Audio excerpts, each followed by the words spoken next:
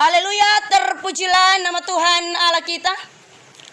Papa mama, saudara sidang perkabungan yang berpengharapan di dalam Tuhan. Terkhususkan keluarga besar Timaubas, Nome Puai Neolaka Rumpun keluarga terkait. Shalom. Sekali lagi shalom.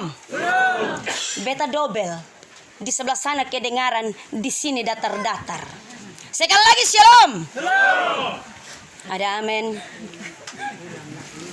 Papa mama saudara orang beriman,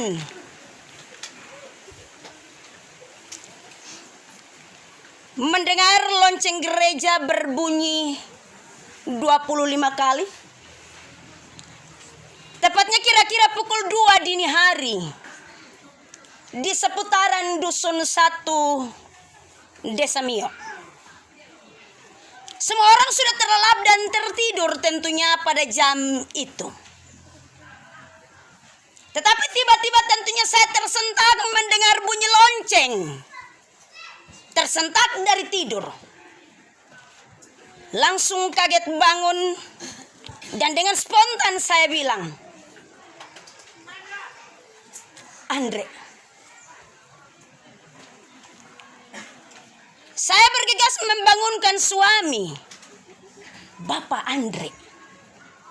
Hanya dengan kata itu. Laki-laki yang tentunya masih sangat muda belia. Dia masih sangat muda. Baru berusia 21 tahun. 4 minggu. 4 bulan. Kurang lebih 16 minggu. 8 hari. Usia yang masih sangat muda. Dan ketika itu tentunya mata sudah tidak bisa lagi terpejam. Terbesit pertanyaan di dalam hati saya. Tuhan, Andre masih terlalu muda. Bukankah dia masih punya waktu yang panjang? Masih ada banyak hal yang dia rindu untuk capai. Masih banyak pengharapan yang ingin diwujudkan. Lalu kenapa harus Andre, Tuhan? Papa mama, saudara sidang perkabungan yang berpengharapan di dalam Tuhan. Tentunya bahwa ini hal yang sangat menyedihkan tentunya bagi bapak mama, orang tua kandung dari Andre. Kenapa sehingga saya bilang demikian? Ada banyak orang tua yang akan berkata, lebih baik kami yang berjalan dalam kesedihan menuju kepada tempat penguburan, mengantarkan orang yang kami kasihi. Andre masih sangat muda. Pasti ada di antara kita yang tidak puas tentunya. Tetapi kematian tentunya bukan soal usia. Kematian bukan soal masih muda atau sudah tua.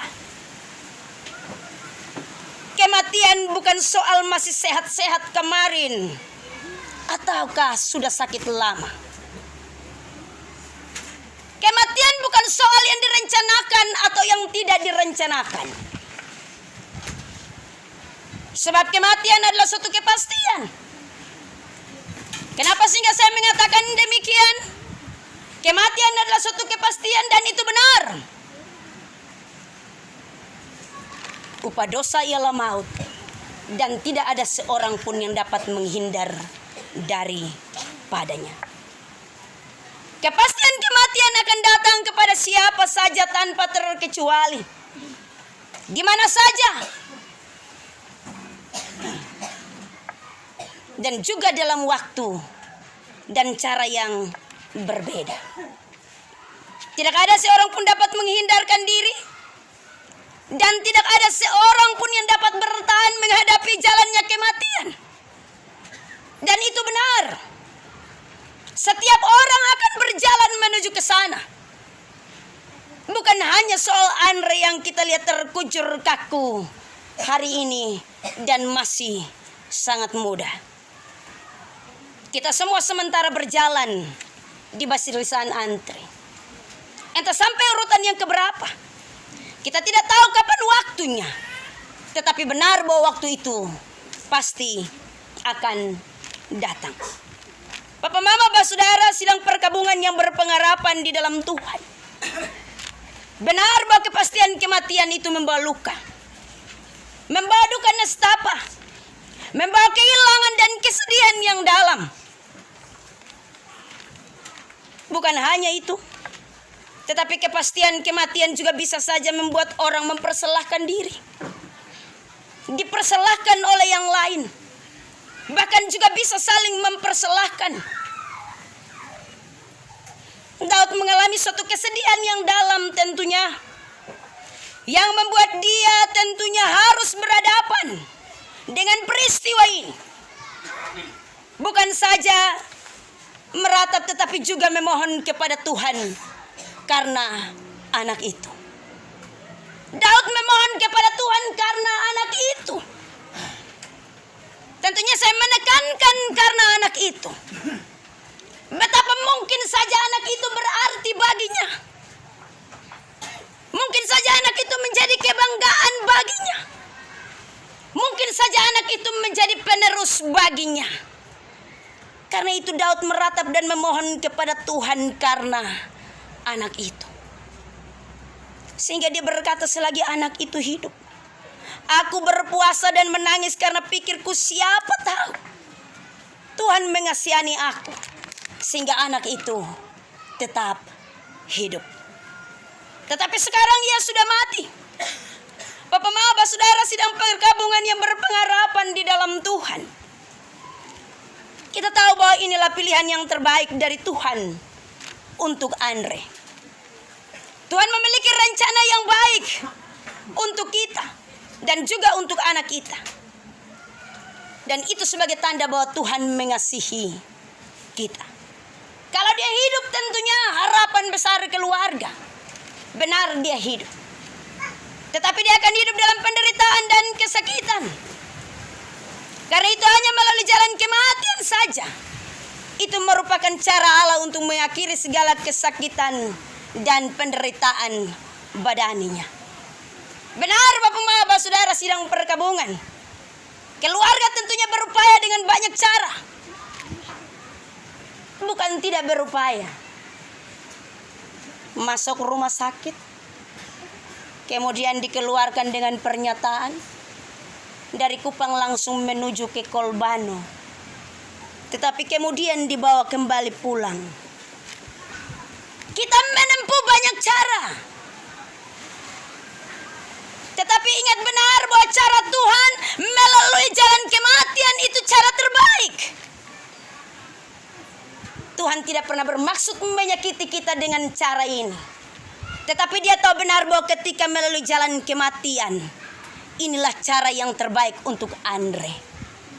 Tetapi ini juga cara terbaik untuk keluarga. Bapak, mama, saudara sidang perkabungan yang berpengharapan di dalam Tuhan. Daud mengalami peristiwa yang mendukakan itu sebagai suatu momentum kemenangan baginya. Suatu hal yang membawa pembebasan dan hidup baru. Buat apa bersedih? Dia sudah bebas dari sakit kerasnya. Buat apa khawatir lagi? Dapatkah kita mengembalikan dia? Tidak. Tetapi kita yang akan pergi kepadanya untuk berjumpa kembali di sorga. Hari ini adalah hari kemenangan bagi Andre, di mana Tuhan memenangkan dia dengan kasih-Nya yang besar. Tuhan membawa pulang Andre ke rumah Bapa di sorga, supaya di sana tidak ada lagi kesakitan badaninya. Karena itu, sebagai keluarga, orang tua yang teramat bersedih tentunya tidak sanggup untuk melepaskan Andre pergi. Berserahlah kepada Tuhan. Berserah bukan berarti bahwa kita pasrah dengan duka cita, tetapi berserah karena dia telah kembali kepada pemilik kehidupannya. Pergi ke rumah yang tenang, Di sana tidak ada lagi kesakitan, duka, dan kesedihan. Hari ini Bapak Saudara orang beriman, kita bukan hanya sekedar berhenti di lembah kesedihan karena kehilangan yang sementara, tetapi kita perlu untuk segera memandangkan hati dan seluruh kehidupan kita ke atas, ke tempat di mana sekarang anak kekasih kita Andre ada di sana, yaitu di sorga yang kekal. Di sana tidak ada lagi ratap tangis dan kertak gigi, tetapi di sana ada kehidupan baru dan sorak-sorai yang Allah sediakan bagi setiap orang beriman. Di sana juga adalah tempat di mana suatu hari nanti kita akan dikumpulkan kembali untuk melihat kehidupan baru, kehidupan yang kekal yang Allah sediakan. Andre telah berjumpa dengan kehidupan sejatinya. Kita yang masih ada, yang harus terus menggumuli kehidupan kita, mari kita melihat hari-hari hidup dengan baik, bahwa kehidupan adalah milik Tuhan. Suatu saat nanti kita akan kembali kepadanya. Bukan hanya sekedar kita kembali, tapi membawa seluruh kehidupan kita ketika kita ada di dunia ini dan mempertanggungjawabkan kepada Tuhan, baik atau jahat. Tuhan memberkati Bapak Saudara dengan firman Tuhan. Terpujilah nama Tuhan Allah kita. Amin.